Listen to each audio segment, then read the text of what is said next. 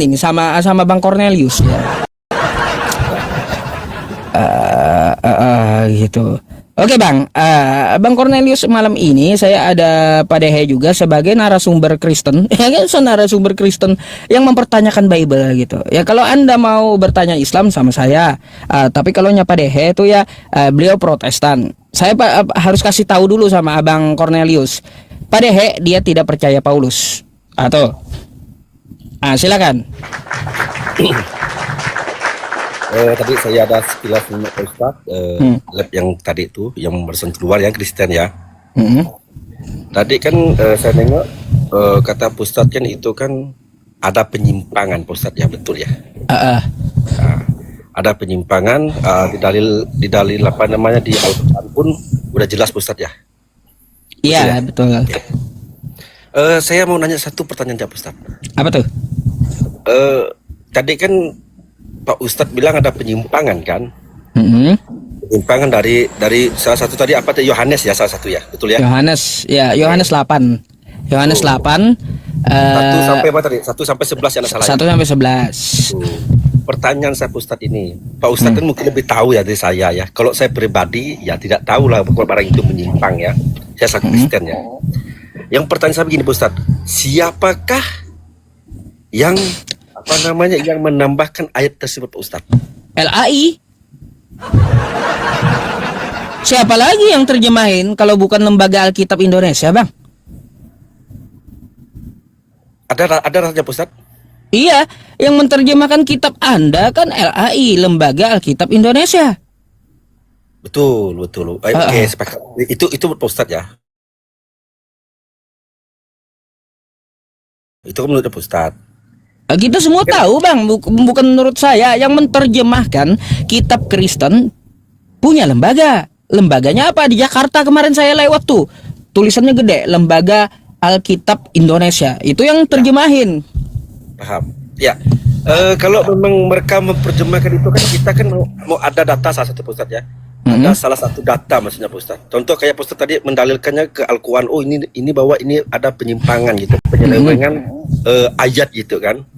Penyelewengan bahwa punya Bible ini tidak benar sandai kata ya menurut Islam ya, menurut Muslim. Maka saya mau tahu gitu. Kalau memang penyimpangan itu apakah ini kan menurut Pak Ustadz tuh, maksud saya ada enggak salah satu data yang bisa ditunjukkan ke Kristen gitu Pak Ustadz, biar orang Kristen tidak salah paham juga, karena saya juga tidak tahu Pak Ustadz kalau memang ayat itu ada penyimpangan gitu. Bang, gini ya, ini saya ulangi sekali lagi ya.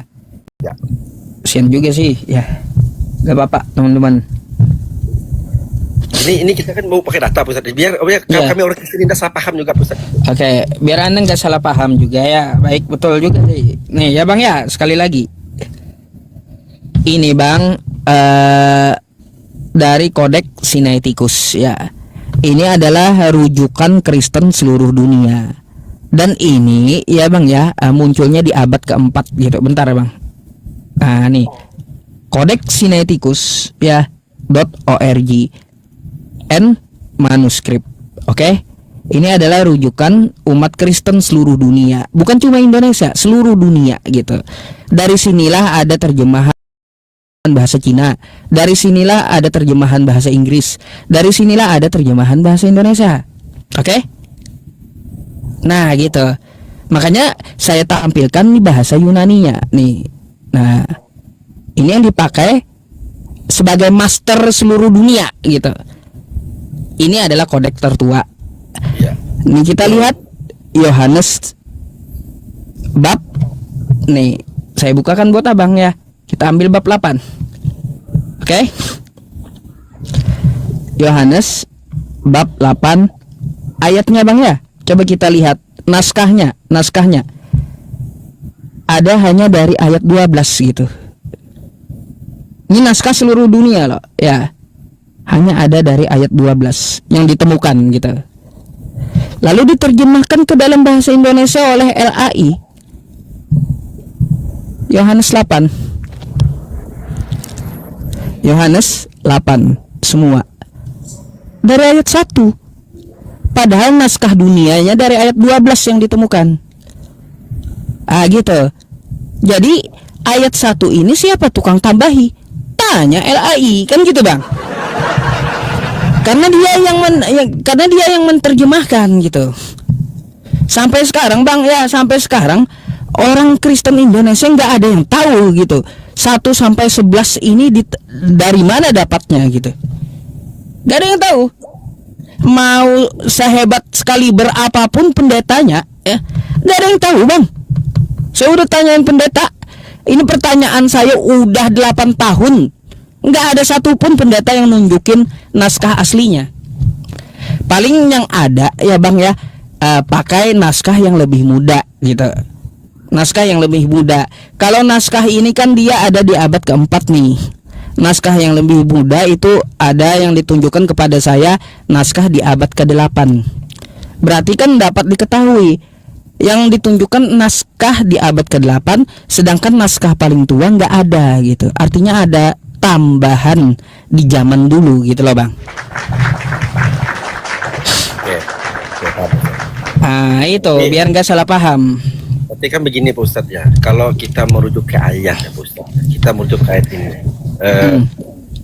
Apa namanya, kalau kita hitung kan tidak mungkin dia penambahannya dari 1 sampai 11 ya seharusnya ya, untuk penambahan ya. Seharusnya kalau penambahan itu yang kira-kira masuk akal, misalnya dari 1 sampai ke 15 lalu ada lagi selanjutnya, mungkin itu masuk akal ya kalau ada memang penambahannya ya. Ini menurut saya lah ya. Kira-kira seperti itu Pak Ustadz. Ya kalau bagi saya bang gini, bagi saya Yohanes 8 1 sampai 11 itu ayat yang diada-adakan gitu. Mengada-ngada ayatnya. Makanya kalau memang itu dari, makanya saya bilang dari pusat, kalau itu memang dari lembaga Alkitab Indonesia menambahkannya, setidaknya kan itu ada datanya gitu. Kan tidak bisa kita berasumsi bahwa yang menambahkan data itu LAI gitu seharusnya kan. Gini bang, gini akuratnya itu tanya LAI, bukan tanya pendeta atau apologet Kristen, karena mereka nggak ada yang tahu. Bahkan nggak ada yang tahu. Maksudnya begini Pak Ustadz, maksudnya begini, maksudnya ada salah satu data yang real gitu, bahwa itu tanya LAI baru bisa. Makanya saya nanya Pak Ustadz, kan kata Pak Ustadz tadi kan ada penyelewengan, ada penambah, kan saya nanya Pak Ustadz lebih tahu gitu Pak. Iya. Yang Kristen aja tidak tahu gitu. Gini bang, makanya kan saya ceritakan sama Anda, 8 tahun pertanyaan saya itu sekaliber pendeta S2 aja nggak ada yang bisa jawab bang. Apalagi cuma apologet kayak Edis, kayak RK, kayak Joseph ecek-ecek kayak gitu, nggak ada yang bisa jawab. Karena apa? Karena yang menambahkan itu adalah LAI. Nah, LAI ini dapat dari mana? Dia 1 sampai 11-nya tanyalah dia kan gitu, tanyalah lembaganya. Kita kan hanya menunjukkan penyelewengannya. Kalau ingin dibuktikan itu bukan sebuah penyelewengan, maka tanya lembaga yang menerjemahkan, kan gitu. Ya, jadi bang nggak bisa Anda cari gitu, karena apa? Sekelas sarjana S2 pun ya pendetanya nggak ada yang bisa tunjukin sama saya. Bayangkan gitu. Makanya gini Ustaz, kita kan bisa begini. Kita janganlah merujuk yang lain, maksudnya mereka edis kayak itu. Janganlah merujukkan, kayak saya tidak mau kayak kawan-kawan yang lain tuh tahu bang. Iya. Saran saya gini aja sama abang gini. Nanti mungkin bisa datangi lembaga Alkitab Indonesianya, dicari gitu. Makanya gini tadi Ustaz. Makanya saya tanyakan, dikira saya kan pada asumsi gini. Dikira saya tadi kan ada bahasa penyelewengan tadi. Dikira saya tadi kan Pak Ustadz tuh memang ada datanya juga gitu Pak. Maka kalau saya data penyelewengannya aja bang ada. Kalaunya itu bukanlah sebuah penyelewengan, maka harus dipertanyakan kepada LAI. Betul nggak ini data dari Ustadz Yusuf Bible diselewengkan? Tanyakan ke LAI gitu. Kalau itu bukanlah sebuah penyelewengan, mereka dapat dari mana gitu. Bukan berarti saya harus menampilkan juga data bantahannya. Itu sama saja saya bunuh diri namanya bang. Ya, makanya saya tadi saya bilang, saya kan berkira tadi, asumsi saya kan dikira tadi Pak Ustadz ada bilang penyelewengan penambahan data tadi. Maksud saya tadi kan mungkin dari 1 sampai 11 mungkin Pak Ustadz ini datanya gitu Pak. Makanya saya mau nanya itu tadi satu pertanyaan aja gitu Pak. Waduh. Bahaya bang kalau saya nampilin data yang itu bisa jadi Tuhan saya pula nanti. Nah, bukan Pak Ustadz. Maksud gini, ini datanya bahwa ayat tersebut ditambahkan oleh misalnya LAI gitu kan. Ini datanya. Mungkin bang. Seandainya Maksud saya kan Nggak kira-kira mungkin seperti bang, itu. nggak mungkin. Yang Anda minta itu bagaikan Anda meminta maling mengaku gitu. Maling mengaku penuh penjara bang, nggak bisa. Enggak begitu Pak Ustaz. Saya berasumsi tidak begitu Pak Ustaz. Enggak. Kena kan gini, karena tadi saya menurut Pak Ustaz kan merujukan, oh ini bahwa penyelewengan tetapi dirujuk juga ke hadisnya Quran kan, Al-Quran kan, ada kan, dalilnya di situ ada ya, di Al-Quran ya. Nah, maka saya nengok pusat tadi merujuk ke situ, karena saya tadi nengok dikira saya tadi tahu data yang realnya gitu, memang ada gitu di tangan Pak Ustadz gitu, Pak, selain di Al-Qurannya gitu Pak. Oh iya. Seperti itu, Kalau saya ya tapi begini Ustaz. Jadi begini. gini bang, bentar. Kalau saya menyampaikan apa yang janggalnya gitu. Betul begini Ustaz. Ini kan bisa jadi PR kita ya. Maksud begini. Kalau memang itu tadi memang ada, kalau kami yang Kristen bilang Alkitab kami itu tidak ada penyimpangan, itu pasti Ustaz. Itu udah tidak bisa dipungkiri ya. Kalau menurut kami, makanya salah satu tadi Pak Ustaz, kalau memang itu ada penyelewengan data, mungkin bisa ditunjukkan secara real. Itu yang saya minta bang sama Kristen. Kalaunya itu bukan diselewengkan, maka kasih saya data. Itu bukan penyelewengan, kan gitu. Karena gini Ustaz, karena orang Kristen itu kan begini. Kalau Pak Ustadz minta ya sama orang Kristen, ya pasti orang Kristen tidak tahu dong. Karena orang Kristen itu bilang Alkitab itu tidak ada namanya penyelewengan atau penyimpangan data, itu tidak ada. Maka yang bisa merujuk, yang dipertanyakan itu Pak Ustadz, yang membilangkan barang itu penyimpang atau penyelewengan, yang berbicara lah gitu Pak Ustadz, yang mengatakan bahwa barang itu penyimpangan atau penyelewengan data, sama dialah kita minta rujukan data yang realnya gitu kira-kira Pak Ustadz. Kalaunya yang kayak gitu bang, mudah kita cari. 1 Yohanes 5 nomor 7 itu pun ya diakui Kristen itu adalah palsu gitu. Justru itu Pak Ustadz. Makanya kalau salah satu kita mengangkat sesuatu Pak Ustadz, ini masukannya. Kan Anda maunya kayak gitu. Betul. Kan maunya abang kan kayak gitu. Saya ngerti yang abang maksud itu. Ya. Contoh kalau yang seperti itu 1 Yohanes 5 nomor 7. Ya itu langsung diakui Kristen bahwa ayat itu adalah ayat palsu gitu. Gimana? Dia diakui saya pakai palsu itu gimana? 1 Yohanes 5 nomor 7 itu adalah ayat palsu. Itu memang diakui Kristen. Masa abang nggak tahu? Bentar ya.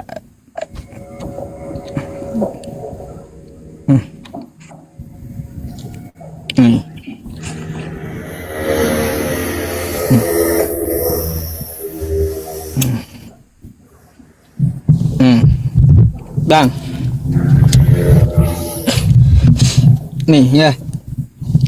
Coba kalau kita baca ya, 1 Yohanes 5 ini tidak ditemukan dalam manuskrip Yunani kuno yang paling awal. Tidak ditemukan naskahnya. Dikutip oleh Bapak Gereja, ya ini adalah membahas doktrin Trinitas. Kan kayak gitu. Dan kemungkinan penyisipan. Diakui bang. Maksudnya tidak diakui ya? Diakui bahwa 1 Yohanes 5 nih ayat 7 ini adalah apa? Nih, catatan palsu gitu. Catatan kaki yang jadi ayat. Betul. Nggak ada naskahnya. Nah, Anda buka aja nih di sini nih, banyak. Tapi yang sumber data itu dari mana Pak Ustadz sumbernya? Dari Alkitab, pengakuan palsunya. Pengakuannya dari Alkitab. Pengakuannya dari Alkitab sendiri bahwa ini adalah catatan kaki. Ada di sumber, maksudnya dari berita. Ada di sumbernya. Anda buka aja Alkitab Sabda nanti bang. Ada di sumbernya. Gitu. Jadi yang kira-kira yang membicarakan itu kira-kira orangnya siapa Ustaz? Ya kalau orangnya kan yang lagi-lagi kan yang menerjemahkan kitab Anda ke dalam bahasa Indonesia. Saya nggak tahu siapa aja nama-nama orang pejabat LAI itu bang. Begitu ya. Ya iya, nggak mungkin saya kasih satu-satu nama. Saya pun nggak tahu pejabat LAI siapa. Oke, sepakat Pak Ustadz. Oh, Tapi kalau bisa Pak Ustadz, ini masukan saya, biar ada arahan, ada kepastiannya buat orang Kristen. Kalau menyampaikan sesuatu itu ada penyimpangan, ini masukan Pak Ustadz ya. Tolong dataran juga dilampirkan, biar barang ini tidak ada nanti ada perdebatan begini-begini, akhir-akhirnya nanti diskusinya lintas agama ini tidak tidak campur adul gitu Pak Ustadz. Jadi yang ini mengalah. Kena kayak kawan tadi itu ngapa dia nak mengalah? Kena data yang secara lain tidak ditunjukkan. Karena orang Kristen itu prinsipnya Pak Ustadz, kalau menurut kami orang Kristen, keyakinan kami bahwa Alkitab kami itu tidak ada namanya penyimpangan. Bang, tidak ada namanya. Nih, mari kita baca Bang ya. Ini datanya ya. Ini Alkitab Sabda kan Bang ya. Oke? Ya. Betul nggak? Betul. Nih saya perbesar ini ya. Nih ya. Yang saya perbesar. Mari kita baca Bang. Bagian ayat ini tidak terdapat dalam naskah-naskah Yunani yang paling tua, dan tidak pula dalam terjemahan-terjemahan kuno. Bahkan tidak dalam naskah-naskah nih baris 2 paling baik dari Vulgata. Bagian ini kiranya aslinya sebuah catatan di pinggir halaman salah satu naskah terjemahan Latin yang kemudian disisipkan ke dalam baris 3 ya, naskah oleh penyalin, dan akhirnya bahkan disisipkan ke dalam beberapa naskah Yunani. Karenanya bagian ini pasti tidak asli. Tuh, ayat ini pasti tidak asli, kata Bible Anda sendiri, kata Alkitab Anda sendiri gitu loh. Ya. Ayat yang mana? Nih, 1 Yohanes 5 nomor 7. Pasti tidak asli, kata Kristen sendiri loh Bang. Gitu. Nah, tapi kalau Anda minta kepada saya, siapa yang menyatakan itu? Kata Anda kan kayak gitu. Siapa namanya? Ya jelas pejabat LAI. Saya nggak tahu Bang, satu persatu namanya nggak tahu. Makanya saya sarankan langsung tanya ke LAI gitu. Gitu ya. Maka saya berasumsi Pak Ustadz, kalau memang barang itu datanya tidak real, saya apapun berita itu, apapun datanya saya tidak percaya. Kecuali kayak Pak Ustadz baca itu ada pendukungnya lagi, ini pendukungnya, saya yakin bahwa barang itu tidak benar ayatnya. Tetapi kalau barang itu hanya penyebutan itu, ini hanya sekedar gitu aja, mungkin menurut saya itu masih asli, tidak ada penyimpangan, karena tidak ada data realnya gitu, secara realnya untuk disampaikan gitu. Kalau yang abang cari itu kan contoh Yohanes 8 tadi kan kayak gini itu, kayak Yohanes 1:5 nomor 7 ini. Ngerti saya Bang, ngerti yang Anda maksud. Makanya saya hanya menyampaikan bahwa terjadi miss di situ, penyelewengannya di situ. Siapa menyelewengkan, namanya siapa? Silakan langsung tanya ke lembaga. Karena apa? Saya nggak tahu satu persatu nama orang-orang LAI gitu. Ya, kalaupun menurut saya Ustadz ya, kalaupun ada namanya penyelewengan data, penyimpangan data di Alkitab, itu tetap ada dan pro dan kontra itu Pak Ustadz. Tidak ada barang itu ngomong di kong kali kong istilahnya ya, tidak ada ya. Tetap ada pro dan kontra. Karena semua orang itu tidak ada maunya satu kesepakatan kalau memang barang itu melenceng atau barang itu merugikan orang banyak gitu. Kira-kira seperti itu Pak Ustadz. Kalau menurut rujukan saya gitu. Maka saya bilang tadi, kalau barang itu tidak bisa dikasihkan data sekaril, ya kita masih sanksi gitu ya. Saya ngerti apa yang Anda maksud itu. Barang tidak ada penyelewengan, penyimpangan. Tahu, paham. Ya. Dikira paham saya kalau tadi untuk kan masalah Ustaz itu memang ada Bang. data. Hmm. Ngerti saya yang abang maksud itu. Makanya Ya. ya saran saya tadi seperti itu, agar kita bisa belajar sama-sama Betul. kan kayak gitu. Betul, Pak Ustaz. Artinya Betul. apa yang saya katakan juga bukan cuma dari mulut saya aja atau pendapat Betul. asumsi saya sendiri, enggak gitu, tapi ada Betul. datanya kan gitu. Ya, Kak. Jadi itu Bang, betul kata Anda. Karena betul juga Ustaz, kita juga tidak bisa mengklaim bahwa punya kita yang benar. Mm-mm. Menurut saya ya, punya kita yang benar, yang lain tidak benar itu menurut saya tidak bisa juga mengklaim kedemikian. Mm. Tidak bisa Pak Ustaz. Karena tadi saya sudah sering ngomong, bukannya dengan Pak Ustaz aja, karena saya sudah sering ngomong itu namanya Alkitab itu tidak ada yang sempurna, itu intinya Pak Ustaz. Tidak ada sempurna. Tapi saya mau tanya Bang, ya kira-kira dapat di mana itu ya 1 sampai 11 itu? Kok bisa gitu? Masa yang katanya firman Tuhan kok ada tambahannya dari manusia kan gitu? Terus ada juga yang namanya firman Tuhan tapi dinyatakan sendiri oleh kekristenannya tidak asli katanya.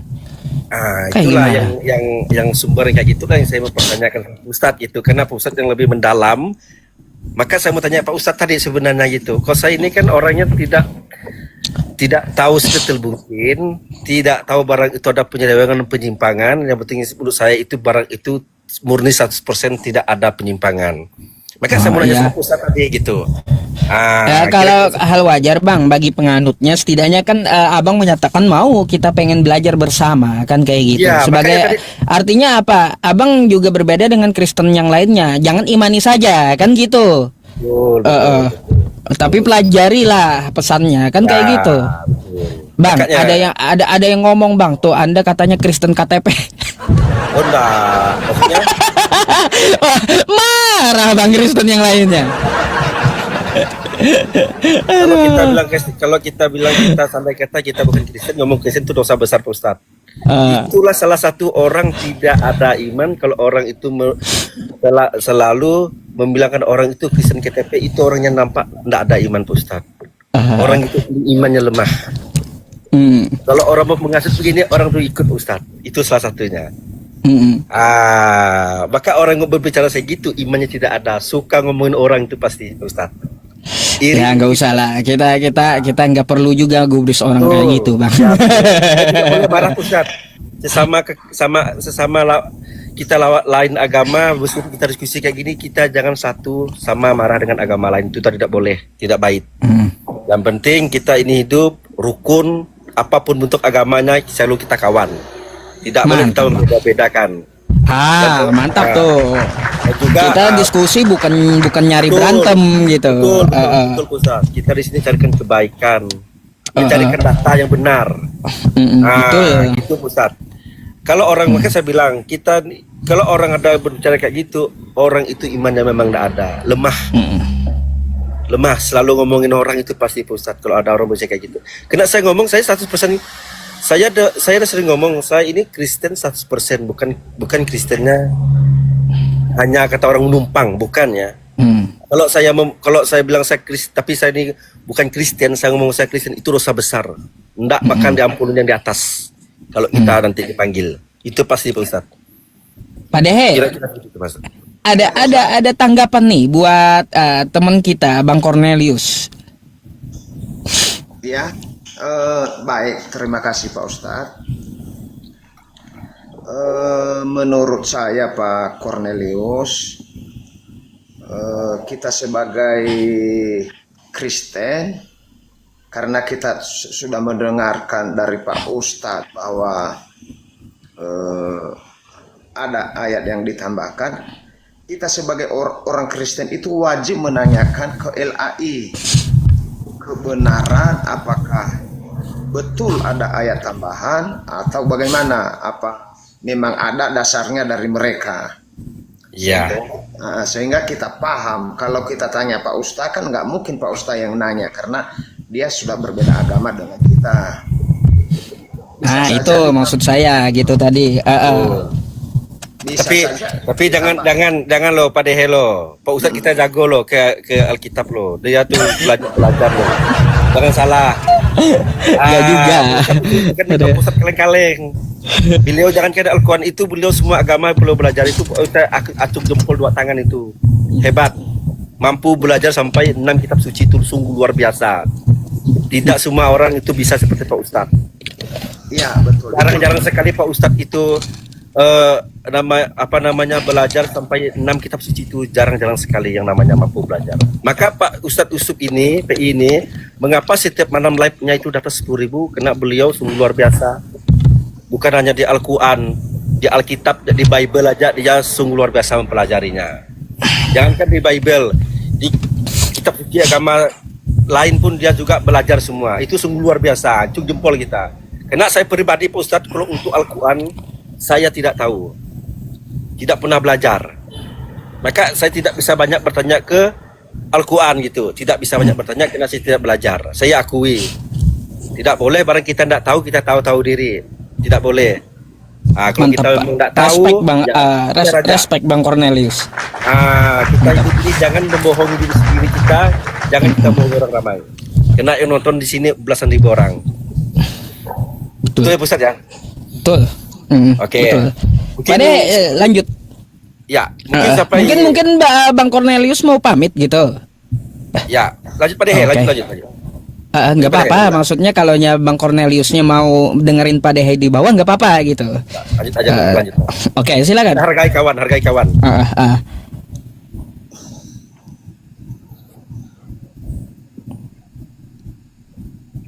Lanjut Pak Dehe. Lanjut kemana bang? Yang tadi lanjut aja. Ini Pak Dehe ini kadang ngelawak ya. Lanjut kemana? Kalau terus aja nggak belok nabrak, bilang aja kayak gitu ya. Saya dengan Pak Ustadz itu, Pak Dehe itu satu pulau Kalimantan. Beliau di Banjarmasin, kita di Kalabar. Iya. Lanjut Pak Dehe, lanjut. Silakan, mungkin ada saran buat Bang Cornelius kan, sama teman Kristen atau yang Muslim gitu juga. Silakan diberi penilaiannya. Karena apa? Saya udah janji juga, ngomong juga sama Pak Dehe tadi, sama Bang Cornelius adalah Kristen terakhir yang saya angkat gitu Bang.